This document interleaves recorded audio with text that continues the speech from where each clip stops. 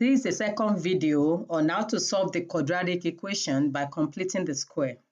So in a nutshell, the steps to solving the quadratic equation by using the completing the square method. So the first thing you need to do is to write the quadratic equation in the form of ax squared plus bx equals to negative c. So the second is that you have to convert the left-hand side, in this case, ax squared plus bx, into a perfect square. So to do that, you need to add the square of half of the b. So that means b over 2 square. So you need to add this to both sides. Then after you've converted the left to the perfect square, then you can take the square root of both sides to solve for x. And always remember to put the plus or minus on the right hand side as you are taking the square root of both sides. Then you need to simplify. So I'm going to show this by using two examples in this video. So as the first example, we are asked to solve x squared plus 10x minus 24 equals to 0. So the first step is you want to move this negative 24 to the right. So it's going to become x squared plus 10x equals to positive 24. We need to turn this left to a perfect square. So we need to add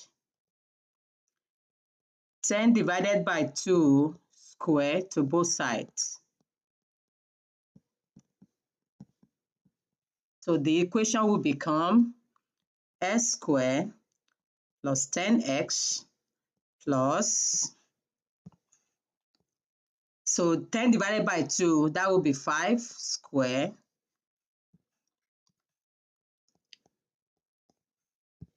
equals to 24 again plus 5 square. So the equation will become x plus 5 square equals to 24 plus 25. So x plus 5 square equals to 49. So to solve, this is the third step. We now need to take the square root of both sides.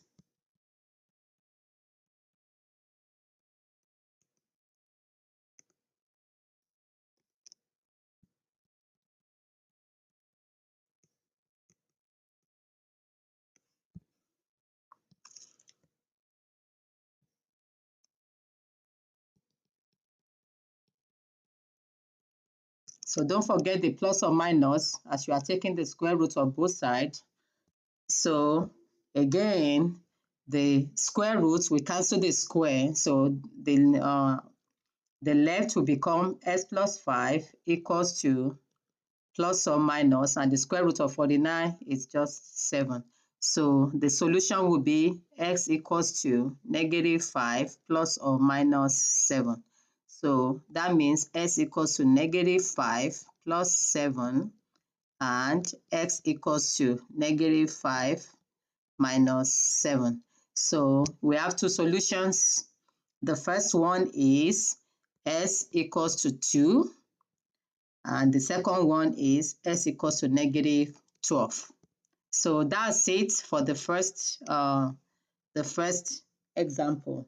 In the second example, we have this 3w squared minus 18w equals to 20. So you notice that the coefficients of w squared is not 1, it is 3 in this case. So we want to divide the equation through by 3. Okay, divide 3w squared divided by 3 minus 18w divided by 3 equals to 20 divided by 3. So 3 will go in 3.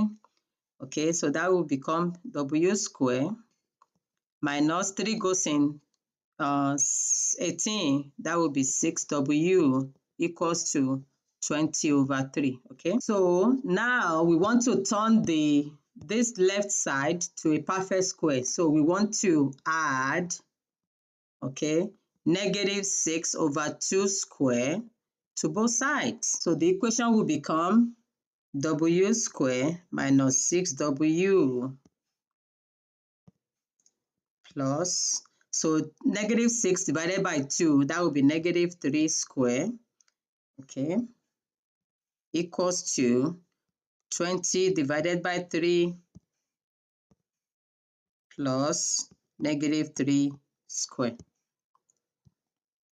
So this will make the equation to become w minus 3 squared equals to 20 plus 3 plus 9. So to simplify the right-hand side, so you need to put the 9 over 1. So 3 and 1, we have 3 as a common multiple. So you want to now, 3 goes in 3 1, so this will be 20, okay? This is just simplifying fraction in a simple way. So 1 goes in 3, that will still be 3. 3 multiplied by 9, that will be 27. So this right-hand side will become 47 divided by 3, okay? So that means we can just bring the left now. So our equation reduces to w minus 3 squared equals to 47 divided by 3. So now we take the square root of both sides. When you take the square root of a square, you just have w minus 3 in this case. Then you have, again, don't forget the plus or minus.